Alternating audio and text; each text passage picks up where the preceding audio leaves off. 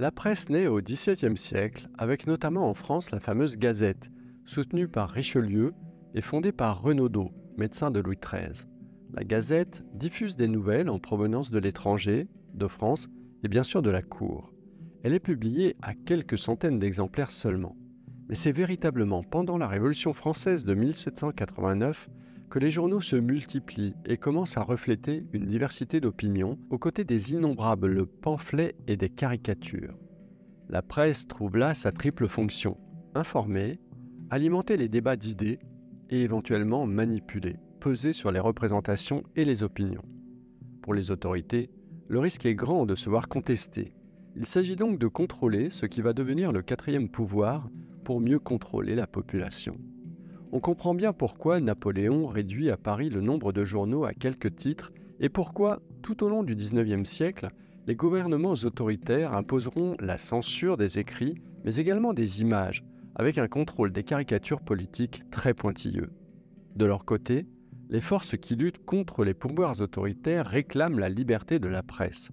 Cette liberté, qui s'impose de nouveau avec la Révolution de février 1848 avant d'être bien vite bâillonnée, sera actée dans la Grande Loi de juillet 1881 sur la presse, lorsque les républicains auront triomphé dans les urnes.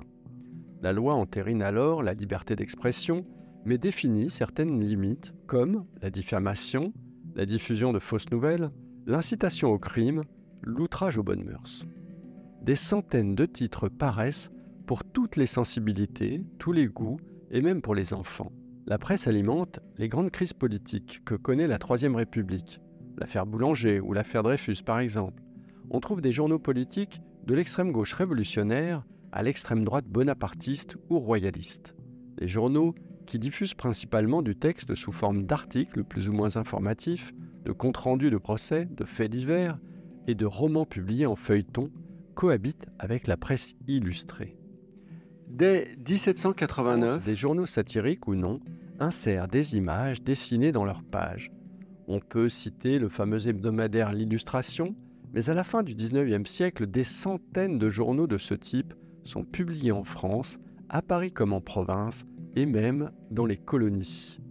Autour des années 1900, la photographie, née plusieurs décennies auparavant, commence à détrôner l'illustration dessinée. En province, et c'est le cas dans la région de Saint-Quentin avant 1914, les journaux, quotidiens ou hebdomadaires sont nombreux. Certains sont publiés par des candidats en vue des élections et tous sont globalement fortement marqués politiquement.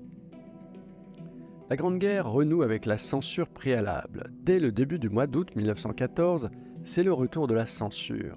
Les journaux doivent soumettre leur morasse, c'est-à-dire un premier exemplaire imprimé, en espérant que le censeur militaire ou civil ne se montrera pas trop sévère. Tout au long de la guerre, de nombreux journaux seront contraints de modifier ou supprimer une phrase, un article entier ou des illustrations quand ils ne sont pas suspendus pour quelques semaines. La presse sert alors, dans sa très grande majorité, d'auxiliaire à l'armée, poussant les soldats et les civils au sacrifice patriotique. Certains, à l'époque, parlent même de bourrage de crâne, dénonçant les descriptions riantes de la vie au front et dans la tranchée, alors que la guerre est terriblement meurtrière. De son côté, l'adversaire est présenté comme un monstre barbare et sanguinaire. La presse des années folles porte les stigmates du premier conflit mondial. Une certaine méfiance s'installe envers ces journaux qui n'ont pas dit la vérité.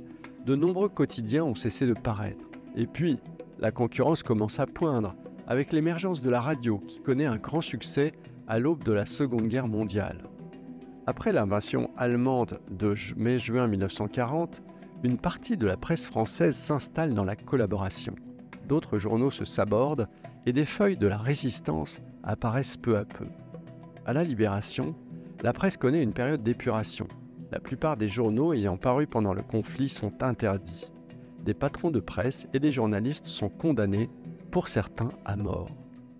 Une autre innovation technologique vient entraver la domination du journal, c'est la télévision, à partir des années 1970. L'image et le son concurrencent radicalement l'écrit, même agrémentés de photographies ou d'illustrations. Les médias traditionnels connaissent une nouvelle crise avec l'émergence d'Internet dans les années 2000. Les webzines, contraction du mot web et de magazine, permettent une expression plus démocratique, les journalistes en herbe pouvant également fonder leur blog. La presse papier perd du lectorat. Même la télévision, malgré l'émergence de chaînes d'infos en continu, voit ses parts de marché réduites au profit d'Internet. L'information se consomme dorénavant sur son smartphone via de courtes vidéos ou des notifications générées par de grandes plateformes. La grande nouveauté est indéniablement la diffusion des fake news à grande échelle avec le formidable développement des réseaux sociaux et la possibilité de manipuler l'information à l'échelle planétaire. L'intelligence artificielle qui se développe dorénavant à grande vitesse pourrait provoquer une nouvelle crise dans la fabrique de l'information. On vous souhaite une bonne visite.